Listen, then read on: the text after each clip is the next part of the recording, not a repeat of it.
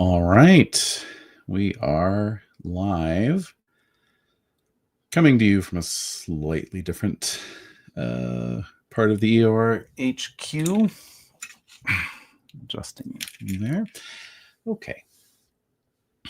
So, slightly different part of the HQ and a different game tonight. In case it isn't obvious from the character sheet and the button there, it says, "What would Conan do?" We are playing GURPS Conan. So, what does that mean? What is GURPS Conan? What is GURPS? Well, if you don't know what GURPS is, that's okay. But it's a game I've played a lot, off and on. It's an old favorite of mine, and yeah, it stands for the Generic Universal Role-Playing System. This is a system that was created back in the 80s, back when there was a real vogue for universal systems, this idea that you could design one system to rule them all. And it's still around. So I think that testifies to its the success of its design. And, you know, universal systems aren't for everybody. I recognize that. But I think as far as universal systems go, GURPS does a real good job. So, GURPS Conan, then. It's this bad boy here. So if you're a gamer back in the 90s, if you had heard of GURPS at all, it was probably because there was like a stack of supplements, 128-page softcover supplements, ranging over a wide variety of topics. There were historical source books, there were sci-fi and fantasy setting books, GURPS Robin Hood, GURPS Camelot, you name it. And then there were these sort of licensed settings. So there was GURPS Traveler and GURPS Vampire the Masquerade, and there was, of course, GURPS Conan. So GURPS Conan is one that I owned back in the day. These are not my original copies, by the way.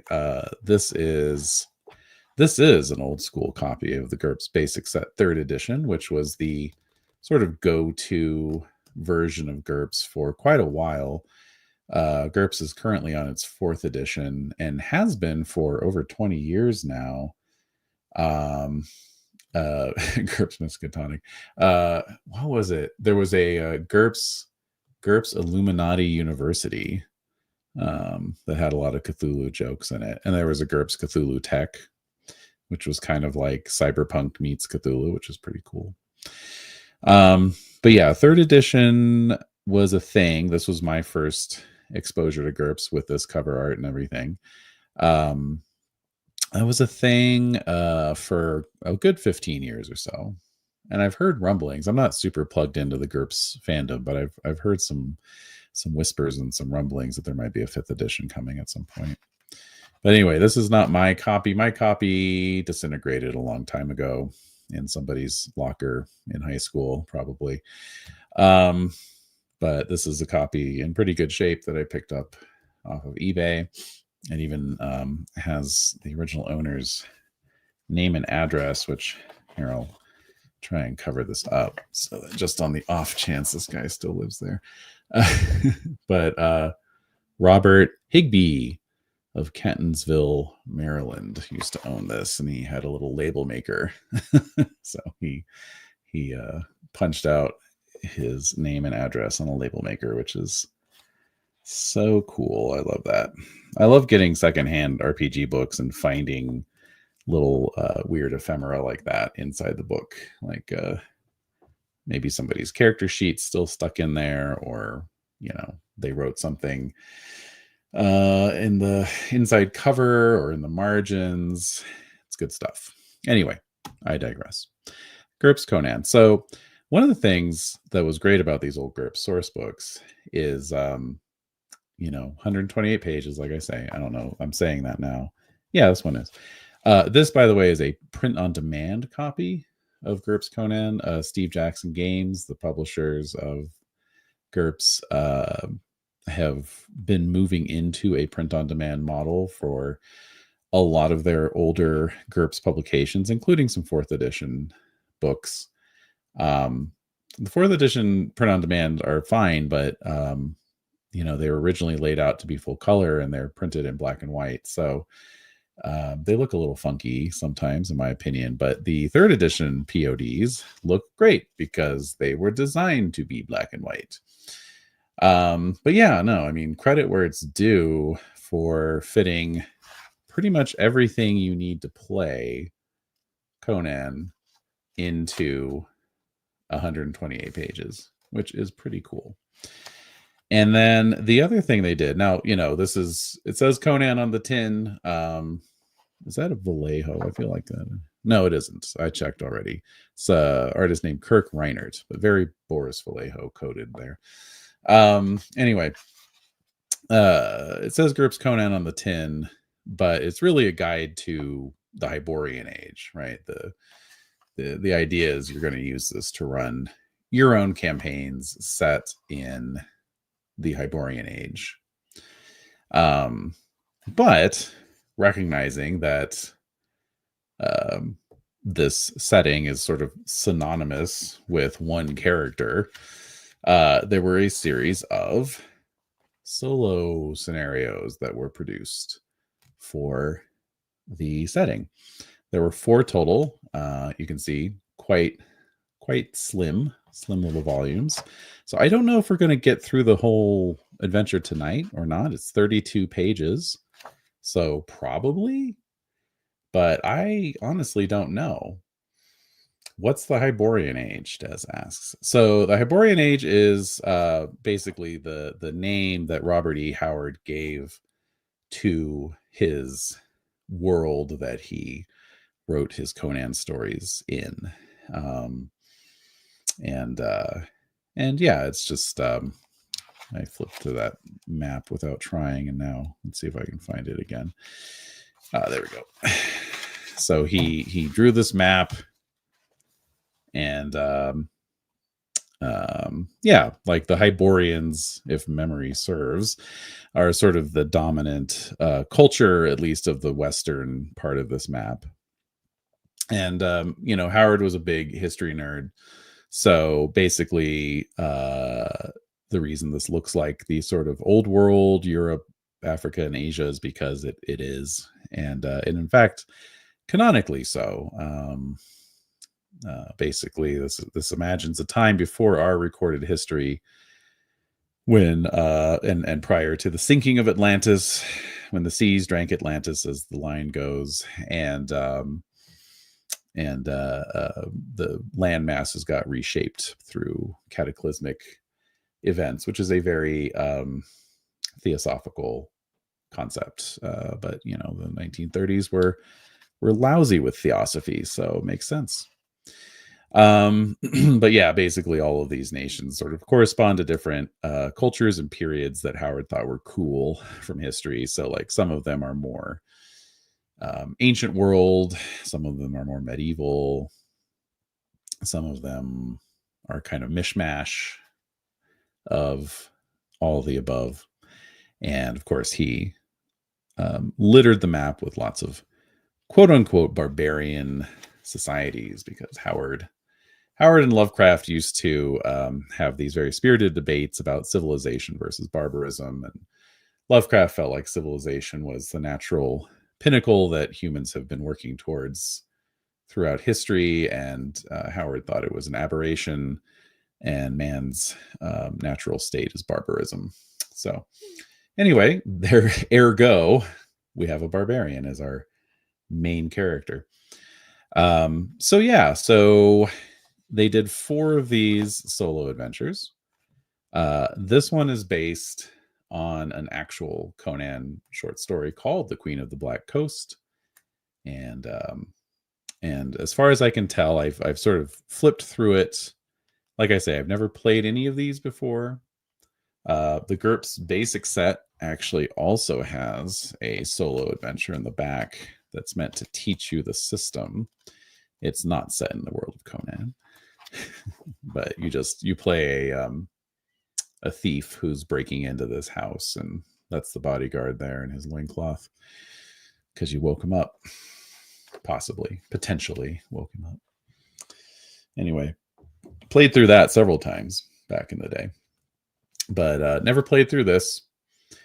And of course, if the original Conan stories have any weakness, it's that much like Lovecraft's writing, some of it has not aged particularly well, particularly with regards to racial and cultural sensitivities. I don't know how well this author, Robert Traynor, what kind of a job he did in terms of addressing those shortcomings. Like I say, I kind of flipped through it. It looked okay to me, but just wanted to mention that at the top, because I don't know. I don't know if some of the language is how it's gonna read. So this was originally published, though, in, what do we want to say? It was 1989, I believe. Yeah, 89. And like I say, this is the POD edition, so it actually has a 2021 copyright on it. Funny enough. But I don't know if they updated anything or changed or rebalanced anything. And yeah, and as I mentioned at the top, but maybe didn't address any meaningful sense, this is obviously, we're playing 3rd edition GURPS, and 4th edition is the current edition. 4th edition has been around for 20 years. And so I have probably run more 4th edition than I have 3rd edition. I don't run GURPS a lot. So it's hard to say. It's a very off and on kind of thing for me. But just last year, I actually tried again running some 4th edition GURPS and ran into the same issues I usually do when I run 4th edition, which is that it's just very easy to get overwhelmed with all the detail in the system, even if you're being very careful to sort of limit yourself to a half dozen or fewer source books or rule books. There's just, 4th edition, I mean, it's sort of the apex of what GURPS always wanted to be. So I'm not critiquing it or saying it's a bad thing. It's just, I think what GURPS always wanted to be was very, very crunchy. So there's a lot of crunch in 4th edition that, in my opinion, 3rd edition does not have. And that might bother folks who want GURPS, want to play a game that's a little bit more simulationist. But for me, I am very comfortable with playing an edition that maybe does not worry about that level of detail, which isn't to say it isn't detailed. It is. Case in point. That's a lot of skills right there. That's, what is that, about 7 column inches of skills? Yeah. That's just a lot. Had to put some John Buscema art there in the giant section they reserve for character portraits. I always appreciated that the old GURPS character sheet had a giant section for your character portrait. But yeah, we're not going to, spend much more time, don't worry, Des, on these preliminaries. But yes, uncut skills.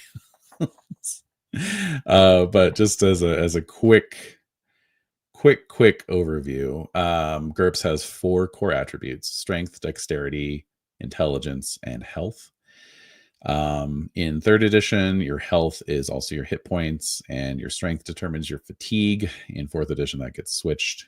It's one of the changes in 4th edition I actually think is pretty vital, but we're going to play it as written tonight. So we can see, and everything. Oh, I should also mention, GURPS only uses 6-sided dice, and specifically it uses 3d6, for its task resolution. So everything is on a 3 to 18 scale nominally. So keeping that in mind, if like the average strength is 10, Conan has a strength of 17. He's got a dexterity of 15. He's even got an IQ of 13, which on a normal character might be their highest attribute. And they might say, hey, I wanted to play a smart character, so I gave him an IQ of 13. Here, that's his lowest attribute. In third edition, so GURPS is a point buy system when you make your characters. And so the budget you get in points for third edition for an average adventurer, not a normal person. Normal people, I think, are like, they recommend about 25 to 50 points. An adventurer type would be about 100 points. Here, our boy Conan is 500 points. And of course, this does represent him a fair way into his adventuring life. Although I doubt he started much lower than 350 or 400. But yeah, under skills, his area knowledges include Cimmeria, of course, or Chimeria, I suppose, if you want to be pedantic. But there's also the Black Coast and the Black Kingdoms. There's the East. There's Turan, which is kind of a Central Asian setting, and then Zamora, which is I don't know, kind of like Near Eastern, I guess. So yeah, he's adventured around kind of the peripheries of the sort of Western civilization, if you will, in the Hyborian. He had 250 at birth. Absolutely. He came out with a strength of 14 and was like crushing the midwife's hands, no doubt. So let's see. You buy advantages and disadvantages. So some of his more noteworthy ones, there's the obvious ones, like he has combat reflexes, danger sense, high pain threshold. We would expect these things. Night vision and peripheral vision. Nobody's sneaking up on Conan. Strong will +5. Yes, that is excellent. In case you were wondering, he has toughness, which gives him a basic damage resistance, even if he is wearing nothing at all. He also has a bad temper. He has an enemy, which is the ship captains of the Hyborian coastal nations. Interestingly enough, he starts the scenario with fanaticism for Beilit, who is the titular queen. So I'm presuming that we're going to skip the intro, or at least dispense with the intro in quick order. He's got his famous manophobia, or manophobia, phobia of magic. He has a reputation as a pirate amongst people from the Western Ocean coasts. He has a sense of duty to Beilit. He has a sense of duty to all women, and he has a sense of duty to his comrades. He's struggling. His wealth is struggling. He's stubborn. He's truthful. The one thing I know we skip over is the legendary opening part of the story, in which he cleaves a judge's skull in twain because he cannot understand why he's being yelled at in this court of law for merely getting in a drunken brawl and killing someone in self-defense. And he runs out of the court, jumps on a horse, gallops away down to the wharves, and leaps onto a ship just as it's pulling away from the docks. Gets away clean. What else? Oh, his damage. Right. So in GURPS, it's a little bit like Pendragon. You have sort of a baseline damage that you do all the time, and then the weapon you're wielding modifies that damage. So yeah, if Conan like takes a swing at you, he's doing 3d6 -1 points of damage. And again, keep in mind the average person is going to have 10 to 12 hit points. So not only could Conan deck you with one punch, he could kill you with one punch. So yeah. But yeah, he's got a broadsword. that does 3d plus 1 cutting damage, or 1d. Since GURPS only uses d6s, they just say D for die or dice.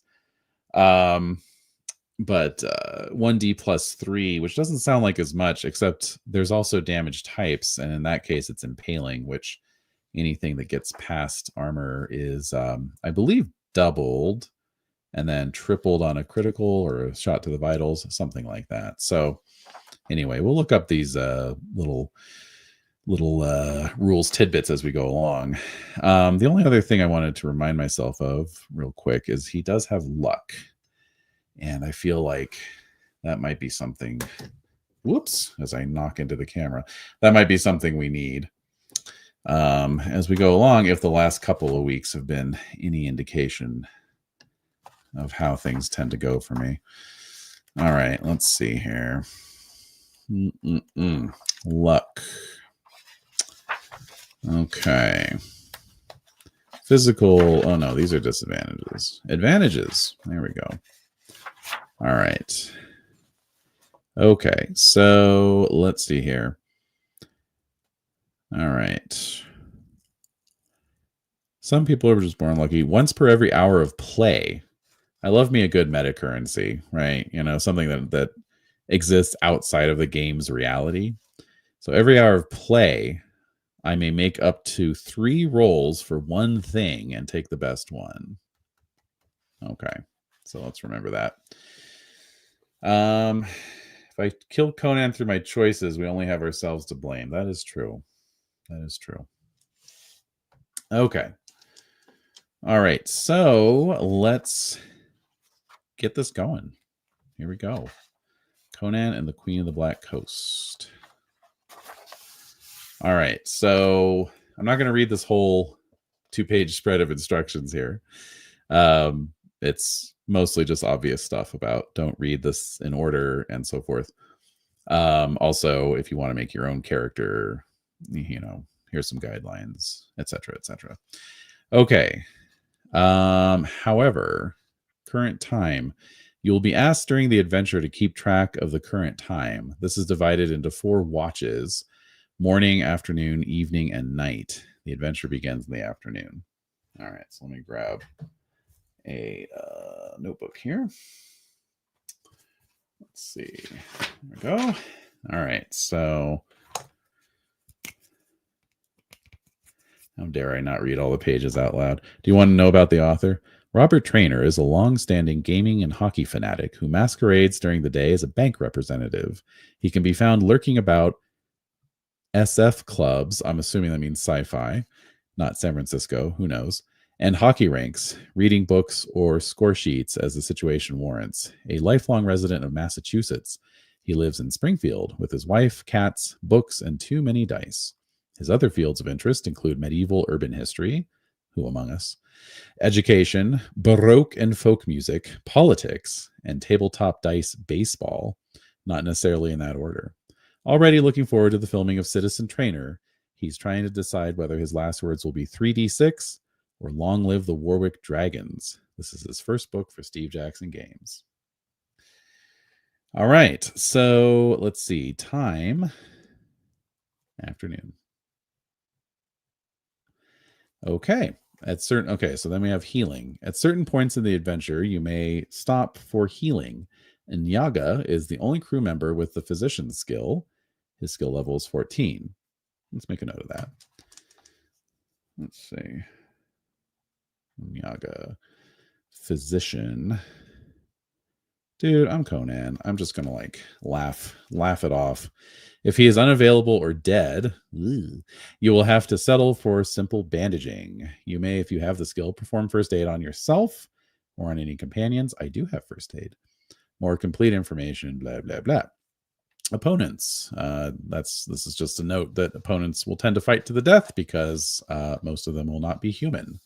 Spoilers. Yeah, tabletop dice baseball. I know. I've heard of that, actually. I used to see that in the old War Games West catalog. It was a whole thing for a while. They'd have like seasonal boxed games, you know, like here's the 87 season, pick it up, We got all the players' stats. You know, it's a bit like fantasy football, I guess. Okay, morale rating. The adventure involves a rather superstitious crew. After all, what band of sailors anywhere in the world isn't superstitious? Sailing through an area that they believe to be haunted. Many incidents can occur that will unsettle them. Throughout the adventure, you'll be asked to modify the crew's morale rating. All right, I'll jot that down at the bottom, just since I don't know how many time stamps I'm going to have to keep track of up top there. All right, keep track of the number. It is a cumulative score. The text may give you special instructions if the morale rating reaches a certain level. Be sure to follow these instructions. At the beginning of the adventure, the morale rating is 0. Okay. I'm sure that will be fine. If for any reason you lead a separate band of sailors from the main crew, the new group will maintain the old rating. Any changes in this rating will apply to the entire crew when the groups rejoin. Your followers will certainly tell stories of their adventures. Okay, cool. Default skill usage. Yep. So GURPS uses skill defaults, which is basically just you look at your attribute. You have usually a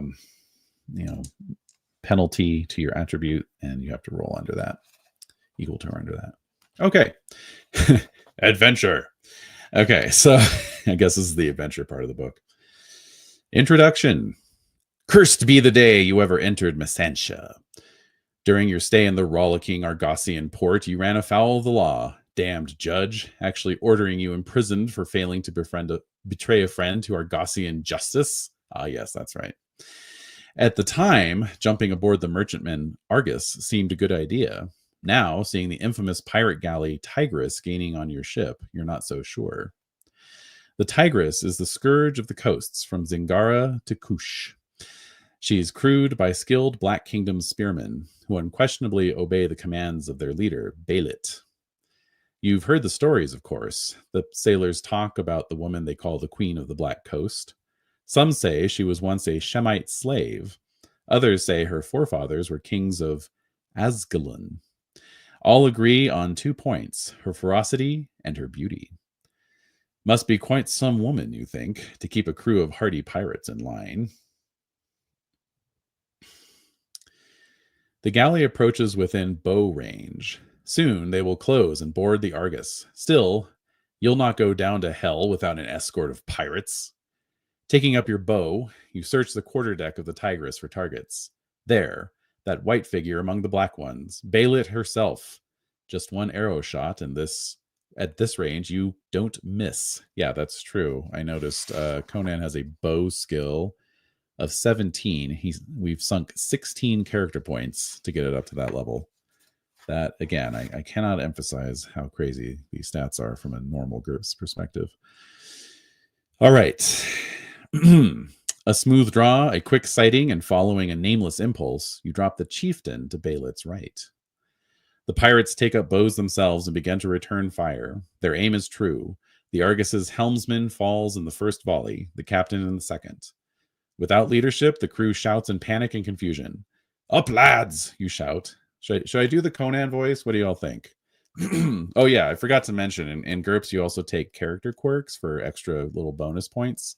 So I didn't have room to write them on the character sheet, but in the write-up here in the book, quirks always speaks with a Sumerian accent. So yes, there's some kind of accent. Enjoys battle. Enjoys carousing. Dislikes being called a liar. Says what he thinks. All right. Yes, the Arnold Conan voice. Okay, fine.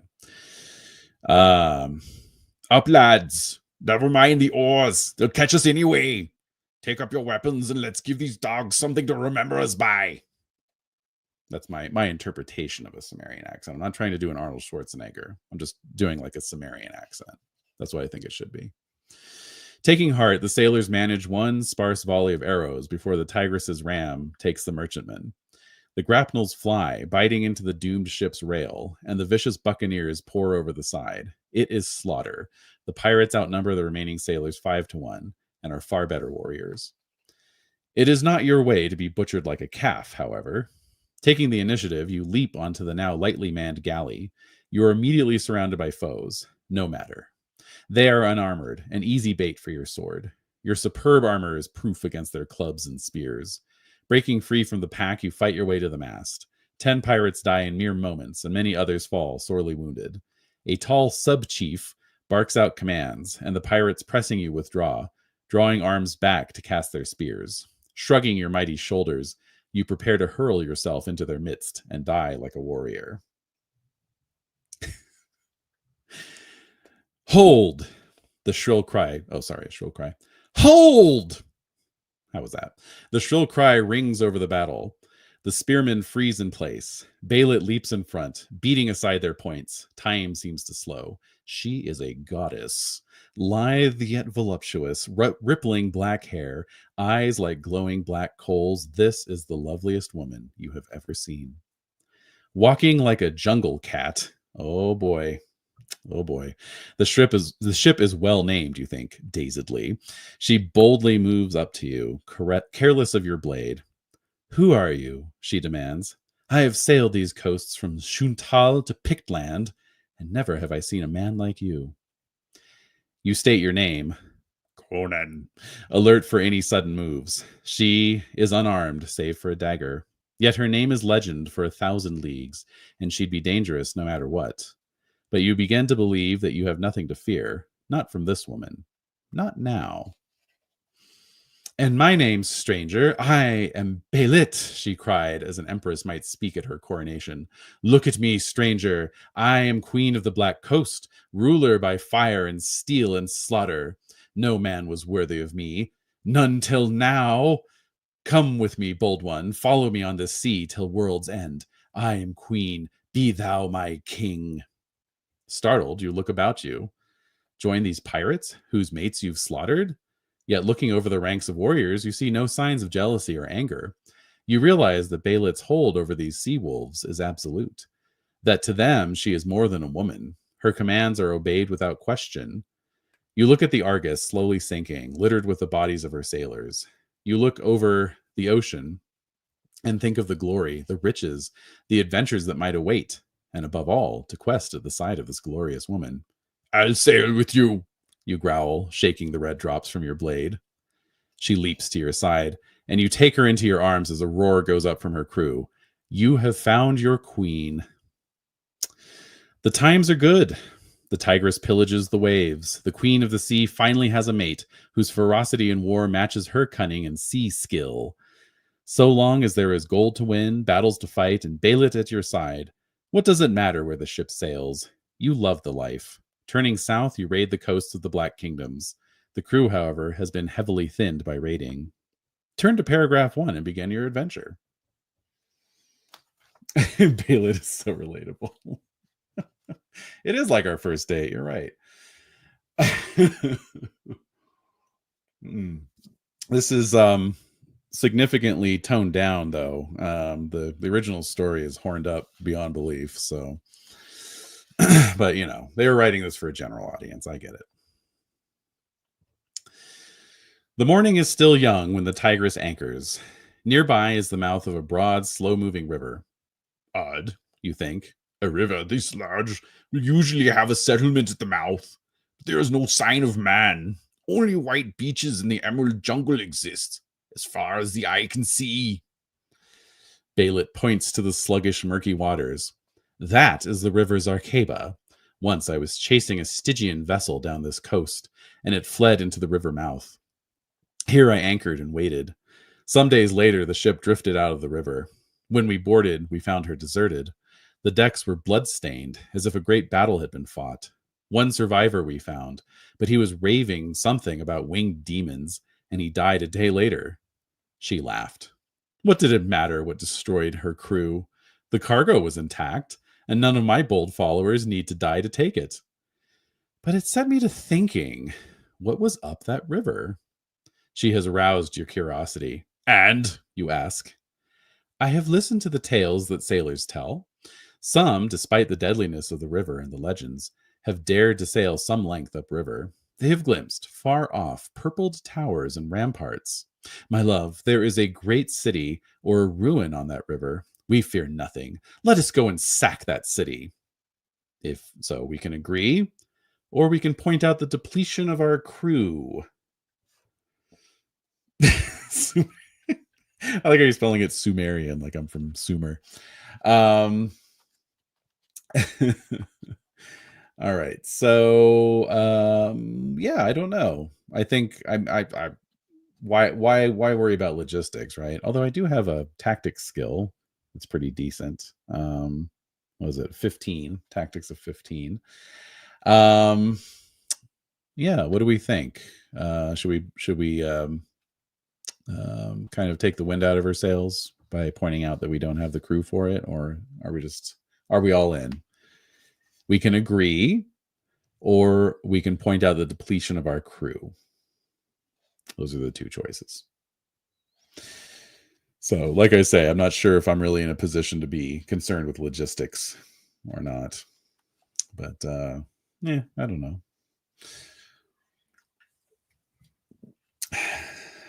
Point out the crew. Okay. We're gonna be rational about it. It's fine. A more rational Conan. A thinking man's Conan. Sacking a city? The loot would be fabulous, but your crew is thin enough that major losses would render the Tigress too undermanned to row or fight. You express your reservations to Baylit. She glares at you, shaking her head scornfully. I thought you were braver than that. This is the Tigress. We sail where I will. We sack what I will. I desire that gold, and I shall have it. She throws back her hair and strides from the quarterdeck. You have the plot word cautious. Mm-hmm. Uh-huh. Okay. Plot word cautious. Okay. Let's see. Where was that? Okay. Turn to 221. The Tigress rounds the bend into the Zarkeba, rowers taking up the beat to forge against the sluggish flow. The jungle soon blocks out much of the morning sunlight, leaving a pallid glow to illuminate the ship's passing. The waters are clouded and unusually dark. The waters of the Zarkeba are poisonous, says Baylit. Nothing can abide them but the serpents of the river. The Subas avoid the river and claim that it is accursed. The sounds normally heard in a jungle are ominously absent. No animal comes to the bank to drink. No bird flies overhead. The only cue Werner Herzog's monologue about the jungle. Right? I think it proves that there is a God, but that he is laughing at us. The only signs of life are on the river's sandbars, where reptiles wholly unknown to old Inyaga's lore writhe. Baylit orders the helmsman to keep a long distance from the sandbars. Set the current time to afternoon. Done. Did it. And turn to 29. Okay. The Subas. Subas. Local tribe, I would guess. Okay. Oh, what did I just say? Gotta keep track of this here. Yeah, that way. Let's see. Yeah, 29. Okay. Interesting.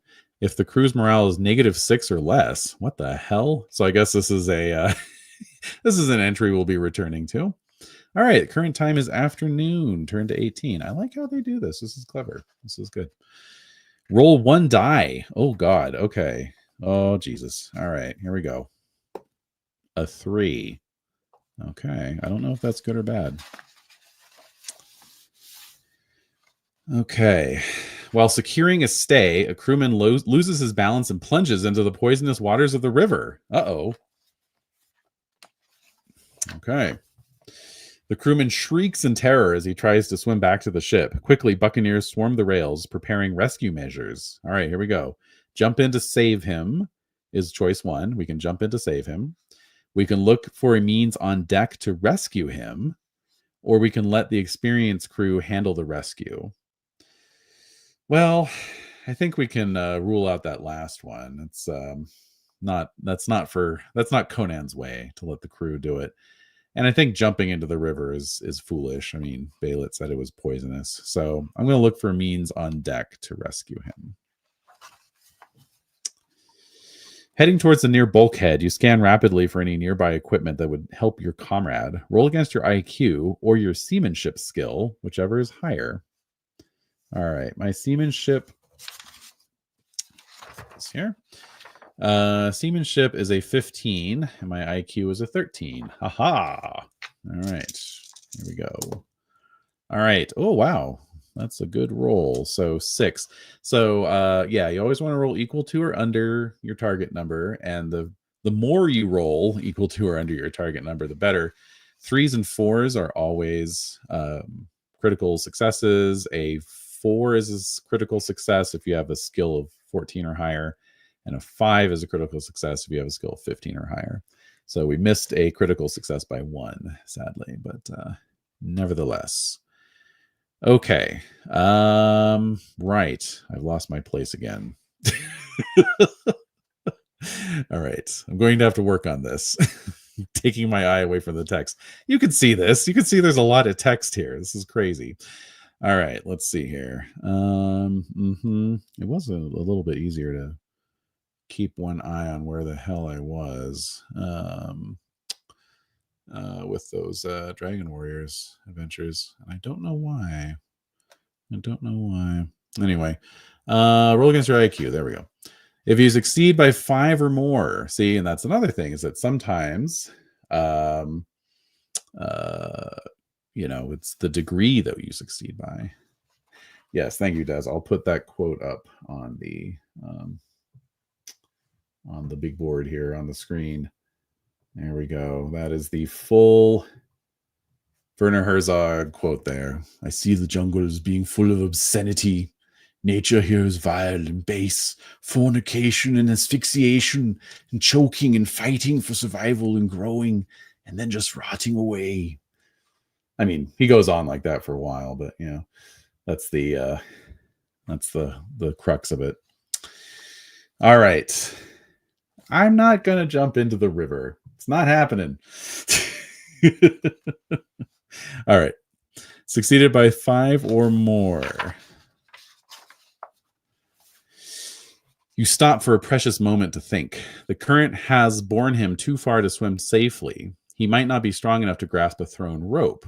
What would be long enough and sturdy enough to serve? Then you note the oar benches, and with a shout, leap into the open oar deck. Grasping the stout pole, you start to help the man from the water. Following your lead, other oarsmen rush in to help you. Luckily, the spearman is not immersed long enough to do any lasting harm.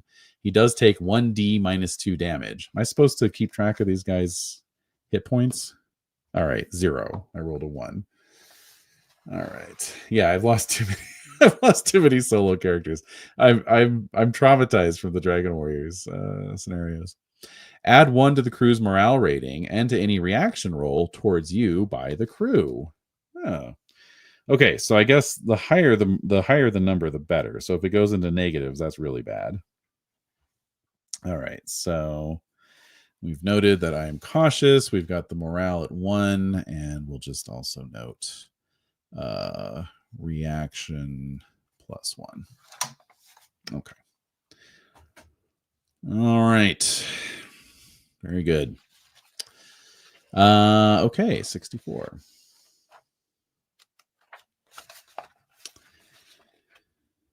Advance the current time by 1 watch. Note this time on your scratch sheet. Okay, so there was afternoon and then evening. Okay. This is a solo dating sim. It's true. All right. Evening. Noted. All right. Turn to 29. Okay. All right. So, yes, we're back at this junction again. So, the current time is evening. All right. Turn to 137. Roll 1 die. Oh, God. What is going on? Okay. So, up to this point. So Conan escaped from the long arm of the law by running away to sea. The ship that he jumped onto was eventually attacked by this pirate galley called the Tigress.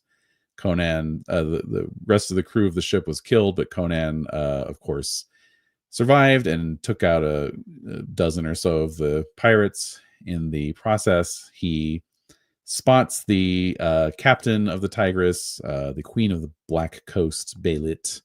They fall in love at first sight, nicely represented by this little drawing here, and had a good time being pirates for a while. And now Beilit's like, let's go up this poisonous river and find these ruins that are rumored to be in the jungle that nobody has ever returned from. And yes, I did save the guy. He took 0 damage, and now they think very highly of me, or more highly of me, I guess you could say. All right, here we go. A 4. Okay, there we go. Turn to 108. You are off duty and decide to spend some time talking to Beilit. Yeah, talking. If you discuss preparations for the venture, turn to 181. Otherwise, turn to 135. All right. Well, I think 135. A faint breeze stirs Beilit's hair as she stands at the rail with you, regarding the flow of the river. She smiles ruefully at you. We sail through a land of terror and death, and horror lurks in the jungles. Are you not afraid? No, you say. If a demon or a spirit can harm me, my steel can harm it. If I cannot hit it, like as not it can't hit me. Wherefore should I fear? I am not afraid either. I never fear, she says. I have seen and dealt too much death to fear it. Do you fear the gods? Little enough, you reply. Mitra of the Hyborians is a strong god, for his people have built their cities all over the world. But even the Hyborians fear Set. Manannan, the sea god, is a strong god, they say, and Kram too. But who cares? That is for the sages to argue over. Let me live life free and eat and drink and love. Let the priests talk about gods. I'll spend my time living instead. But the gods are real, and so is death, ponders Beilit. And so is life after death, and love after death, she continues fiercely. And my love for you is stronger than any death. My heart is welded to your heart. My soul is part of your soul. Beilit clasps you with her clasps you to her in a pantherish embrace. Were I still in death and you fighting for your life, I would come back from hell to aid you. Nothing could part us, not the gods nor death itself. Note, you now have the plot word glorious. You may invoke this plot word in all of the following conditions, if all of the following conditions are in effect. 1, you have the plot word grief. Great. 2, you are in combat. And 3, you are still alive, but unconscious, prone, or stunned in any way. If you decide to use this plot word, note the number of the entry you are on, then turn immediately to 208 and follow the instructions there. The two of you go to Beilit's cabin and close the hatch behind you, shutting out the world for a time. All right, so we have glorious as a plot word. And that's entry 208 if we invoke it. We need grief. We need in combat. And we need to be somehow incapacitated or prone. Okay. All right. Let's see here. Perfect Sumerian accent. Yes, indeed. All right. Let's see here. Just catching up in the comments. Conan let his pecs do the talking. Absolutely. This is like our usual combos at home. Also true. Feline characteristic counter 2. Yes, Kenny, please keep track of that. Pantherish embrace. It is dangerous. Yes. And yeah. All right. Yeah, I'm pretty sure in the short story she does not have a cabin for them to go get busy in. It's just right out there on the deck. All right. Advance the current time by 1 watch. Note this time on your scratch sheet and turn to 29. Okay, so we are at night. Nighttime. We're moving right along here. Okay. 29. It is night, so we're turning to 210. Very clever setup. Roll 1 die. I'm beginning to sense a pattern. A 5 this time. Okay. Not bad, not bad. Piercing the darkness of the jungle night, the moon rises blood red and oddly menacing. Horribly, the jungle, quiet until now, erupts in sound, howls and roaring cries from the throats of beasts and sounds that no animal's throat could make split the night. The corsairs falter in their rowing.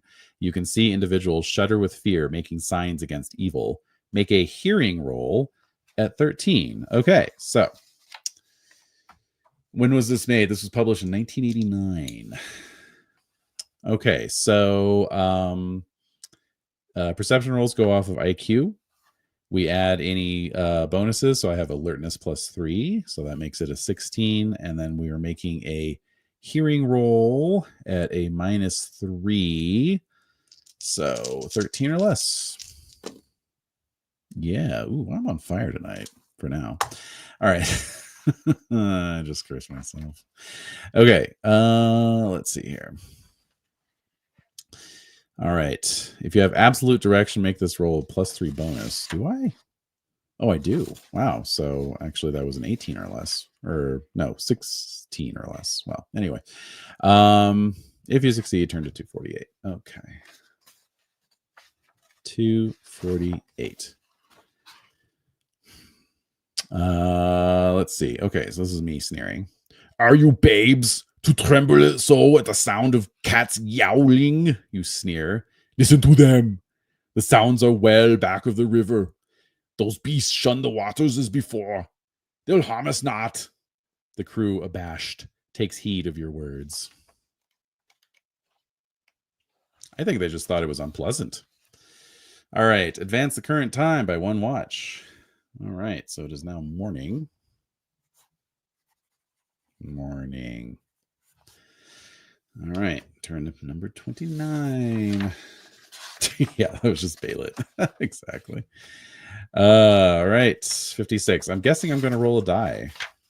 Oh, no, I don't. It's combo breaker. Okay. Over the tops of the trees, you see towers looming in the distance. Finally, the lost city and its riches.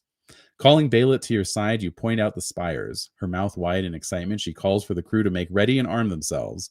Add 1 to the crew's morale. Oh, baby. That's right. So, morale 2. I know. I was a knave for expecting that I would roll a die. Okay. 29. Okay. The Tigris clears a wide, overgrown point in the river. The city beckons beyond. Once it must have been splendid, with wide plazas, tall buildings, and broad avenues. Now it is a ruin. Weeds and grasses split the paving blocks of the streets. The wharves that could berth a fleet lie shattered. Mighty towers sway drunkenly against the stark sky. Everywhere, the jungle encroaches on their remains.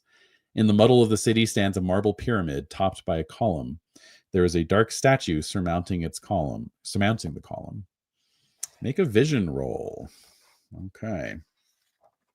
So that's a 16 or less, thanks to my alertness. Feels so good to succeed all the time. This is a fantasy role-playing game. All right. Your keen vision spots movement from the shape atop the column. It seems to be alive.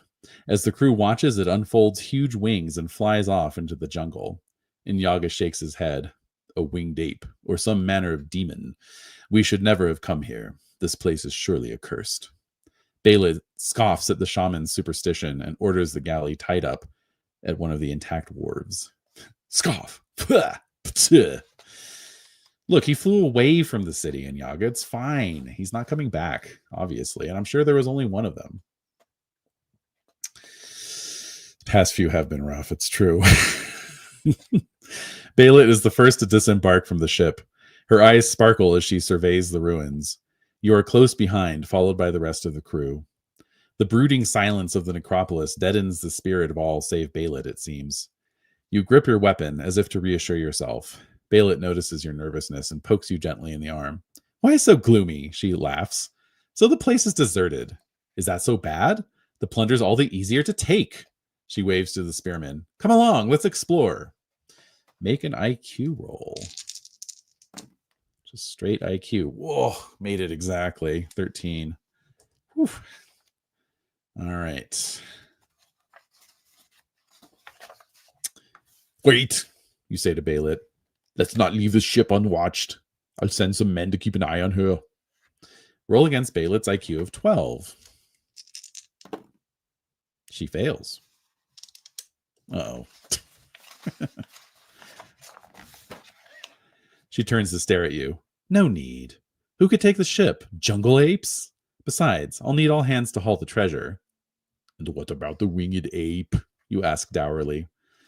Don't worry, it's only a beast. You wonder how true that is, but orders are orders. Gesturing at the spearman to fall in, you follow Baylet into the city. Baylet sends you and a picked team off to search for loot. Select your men. You may take no more than 10, including as many as 2 sub-chiefs, and note this on your crew record sheet, page 32. All right, here we are. So we've got the crew of the Tigress in the back here. Oh, there's a section for the morale rating. That's nice. Okay. So, yeah, that's a lot of dudes. Let's see. What did it say? I can take no more than 10, including as many as 2 sub-chiefs. All right. Well, I'm going to take all the sub-chiefs I can chief. So let's see here. Why do I have to note their location? Hits taken. Okay. Interesting. When do we roll for manner improvement? That's in the winter phase. We'll get there. All right. Let's see. Chief Keef. Kiefer Sutherland. He's aboard. All right. So I'll take sub chief number 1 and sub chief number 2. And then I don't know. Are these guys any different? No, they aren't. They all have 12 hits. Okay. So crewman 1 through 8 as well. All right. All righty. Uh-oh. I mentally noted the number and then I forgot it immediately. Let's see. I know it was in the lower left. Somewhere around here. Your adventure is over. That wasn't it.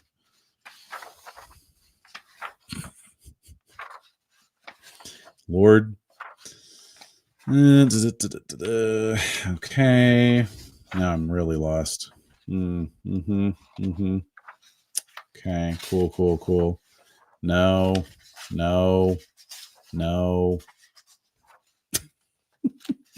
If anyone remembers what it was, sound off in the comments. Yeah, at least my character won't die alone. That's exactly it. No. I thought it was here. Oh, yeah, there it is. I looked right at it, and then I turned away from it. Good Lord. All right. There's something about this layout that is just...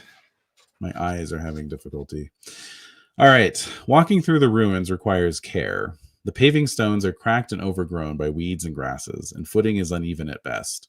Your wary eye also notices that the cover is excellent. If there are lurkers waiting in ambush, they'll be hard to spot. You resolve to keep alert. While the city is largely ruined, there are several intact landmarks. Choose which building you wish to search. Oh, here we go. Make a mark in the box next to the entry and turn to that paragraph. You may only choose an entry with an unmarked box. As you mark the 4th box, erase all the marks and turn immediately to 55. Only turn to 55 once. If you return to this paragraph after you've been to 55, do not mark the boxes and do not return to 55. You may continue to explore the city freely. Okay. So we have 4 things to search, except that it's basically implying we're only going to be able to search 3 of them. And then once we start to search the 4th building, we turn immediately to 55. So with that in mind, we have the pyramid. Okay. We have one of the many towers. We can explore the buildings, or we can search the dockside area. So which one do we want to do first? We've got the pyramid, one of the many towers, the buildings, or the dockside area. And yes, Bela is running the ship as a polycule. Absolutely. Absolutely. Dockside, says Kenny. Okay. And Benjamin. Cool, cool. Could be a good escape route. Good thinking. Good thinking. All right. Des says pyramid. All right. I feel like we're making a priority list here. So we got dockside and pyramid for sure. These are the ones we definitely want to explore. All right. So let's do dockside first, and then we'll do pyramid second. So I have to mark that I am doing the dockside. There we go. Okay. Pyramid has to be snake people. Yeah, absolutely. Absolutely. Okay, so dockside area is 46. You scout the crumbling wharves and warehouses with no success. As you search, a messenger finds you. Baylet thinks she's found something important. Over here, she beckons as you approach. You face a row of columns leading to a high, tottering tower.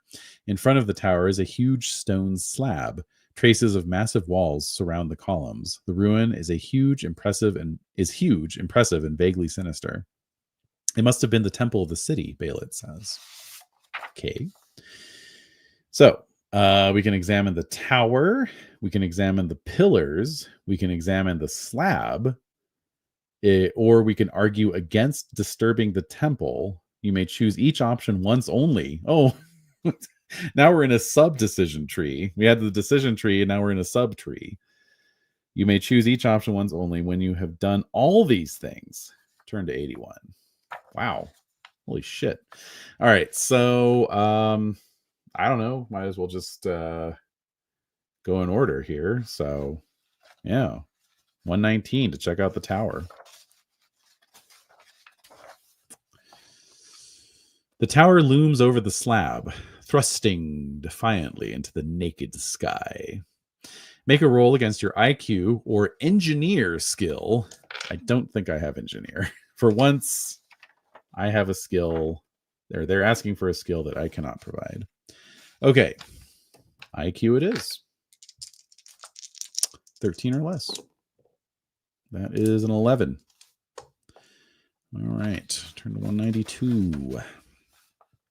You walk towards the tower. It doesn't take much to realize it is quite rickety and might be in danger of collapse. Okay. As you examine the tower more closely, you notice it is covered with frescoes of winged beings making sacrifices of writhing men to their dark gods. This is surely an evil place. Okay. Let's examine the pillars. There are 10 marble pillars, which undoubtedly held up the temple's roof. After some minutes of examination, you are satisfied that there are no secret niches by them where treasure might lie. Fine, fine. Let's see what's on the slab. You examine the slab of granite. It must have been the altar for the temple. The discolorations from centuries of hellish rites still remain. 1,000 years of rain has not washed it clean, muses Baylet. We can examine the altar further and make an IQ +2 roll, adding any levels of alertness I might have. Well, I have 3 levels of alertness, so I would like to do that very much, because that's an 18 or less. A 3! A critical success, but apparently no matter. It's just whether you succeed or not. Damn it. That would have been really nice in a combat. Just saying. 27. Okay. After a moment's examination, you find sets of handholds on each side, oddly unsuited for human hands. Balit leaps up, smiling. The temple loot may be under that altar. Some of you grab those handholds and try to lift it. Make a roll against Balit's IQ of 12. All right, this time she made it. Okay, 54. As you grip the altar, Balit shrieks. Everyone freezes except you. Whipping around, weapon drawn, you look questioningly at her. There is a serpent in the weeds here. Come and kill it, she waves at the Corsairs. The rest of you, lift that altar. Irritated squealing about snakes is out of character for Balit. You scan the grass for the snake. In the meantime, the warriors heave at the altar. It doesn't lift, but instead shifts, and at the same time, the tower above crashes down on them without a moment's notice. Aghast, the other spearmen rush into the pile of masonry. Balit holds you back. I lied, she whispers. There's no snake. I feared a trap. Let us clear away the stones. Damn, that's cold. You know, Conan, I know she's hot and all, but you might want to give this some second thought. After long labor, the rubble is cleared away, and the mangled bodies of your comrades borne from the death place, their death place. A great stone lid is uncovered, concealed beneath the altar. Well, go ahead, snaps Balit. One trap's enough for any treasure. Get it open. Two sailors obey and bend to the task. She is feral, it's true. The blaze of color as the lid is moved aside is almost blinding. The pit is filled with jewels, a king's ransom. No, even a god's ransom. Diamonds, moonstones, opals, rubies, gems of all kinds, catching the light of the day and turning it to liquid flame. Crying out with wonder, Balit leaps into the pit, swimming in the stones. She extracts a priceless treasure, a golden necklace strung with huge rubies. The pirate queen's eyes are dazzled as she regards the plunder. Make a litter and take the jewels to the ship, she says huskily. Make a litter and take the jewels to the ship. Amazed at the colossal fortune, you watch for intruders as Balit supervises the taking of the gems. The find is, for all practical purposes, priceless. Such a find would be worth $5 million, at least. Note the gems on your scratch sheet and add 3 to the crew's morale rating. So never do that again. Oh, come on now. So yeah, GURPS just uses dollars as its like generic currency that's applicable across all genres. And then you would just change the nomenclature, right? So in the world of Hyboria, a dollar might be equal to a, silver penny or something along those lines. It was borderline Joan Rivers. That's true. Okay. Oh, and +3 to morale. Can't forget that. We are racking up this morale. We are unstoppable. We are unbeatable, and nothing will harm us. Okay, we are back to exploring the ruins. So we're going to do the pyramid now, as agreed. I'm going to look for some serpent people, just see what happens. Have a good time. How many dollars is a buck? Yeah, exactly. Basic unit currency. All right. The pyramid is made of old weathered granite. On one face, 2 narrow stairways ascend to its peak. You ascend the steps, snorting. This heap of rocks is ridiculously small compared to the huge edifices in Stygia, which you've pillaged. They call this a pyramid. Idiots. On the landing on top, an altar once stood. Strange discolorations appear here and there, hinting of long-forgotten dark rites. Atop the pyramid is a marble column, high as a ship's mast. There is a pedestal capping the column where a statue might have once rested. Well, start looking around, you tell your search party. There must be an entrance into this thing somewhere. I'll wager there's loot to be found here. Roll 2 dice. Add 1 if you have alertness. We do. Balit is running the ship as a pyramid scheme, that is. All right, we rolled a 6, so we're turning to 225. Your group searches the pyramid for some means of entry for a considerable time, but no door is found. The ancients hid their secrets well, comments one of the pirates. All right, well, we didn't find the secret door. Boo. All right, so what should we do? Explore one of the many towers or explore the buildings. This is our last one. Remember, when we come back here and check the fourth box, we must turn immediately to 55. Yes, pyramids and fantasy games, notoriously safe harbors for all concerned. So what do we think? What do we want to do with our last shot? We want to do the towers. I'm thinking towers. Yeah. Buildings are boring. Towers are cool. All right. Let's do the towers. 260.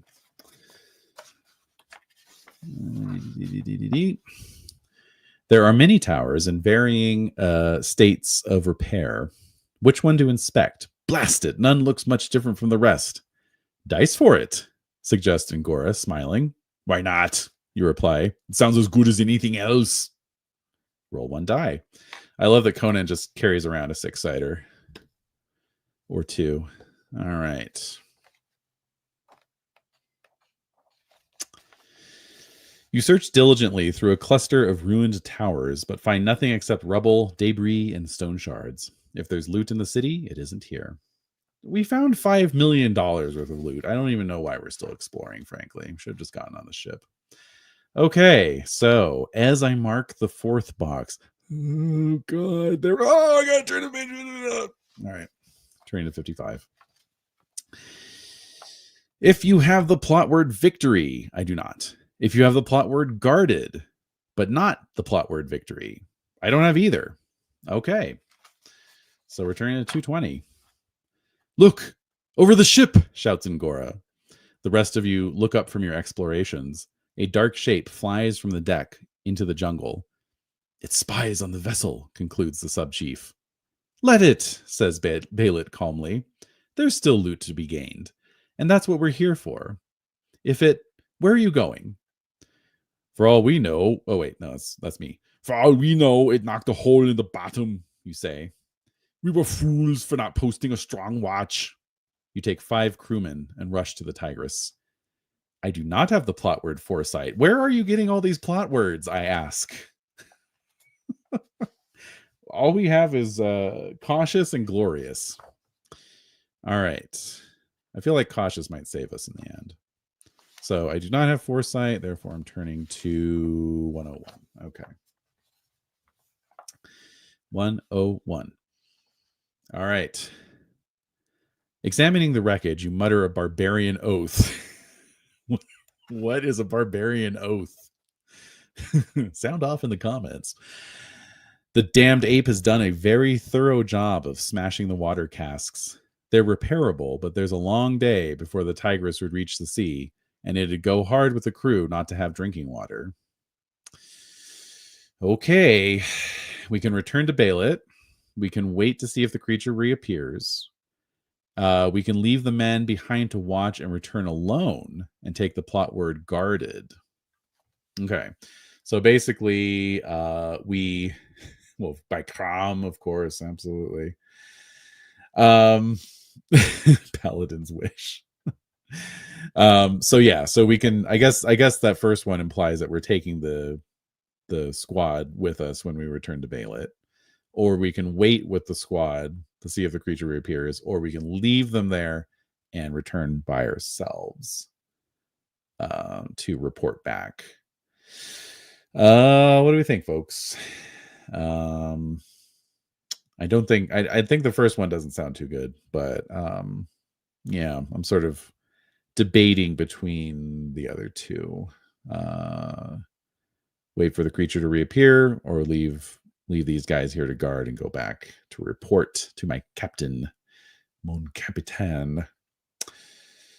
Yes, so those would be the options that I am currently debating. And yeah, leave them to guard. Don't leave my boo alone. Yeah, okay. Yeah, that's where I was leaning as well. All right. All right. So we're going to get guarded as a plot word. Note that down. Okay. And yeah, let's go. You report the news to Balit. This is me talking. We can't drink the river water, and there's no clean source in the city. We won't last long without water. So we can advise Baelit to abandon the expedition or not, basically. Yeah, I don't know. I mean, we already have the plot word, plot word cautious. So it would seem wise to advise her to abandon the expedition. And I think we've already established that we're not above speaking our mind. This is a co-equal partnership. Baelit curses. We'll have to leave. We can't stay without water. Back on the ship, dogs! Swearing like a spurned beggar. She rallies the sailors and orders a retreat to the Tigris. All right. Excellent. Excellent. All right. She actually listened to me for once. The Tigris's mainsail billows with the fresh sea wind as she runs clear of the Zarkiba's mouth. From the mighty prow of the galley, you gaze over the... What? Wait a minute. Did we just win the adventure? Wait.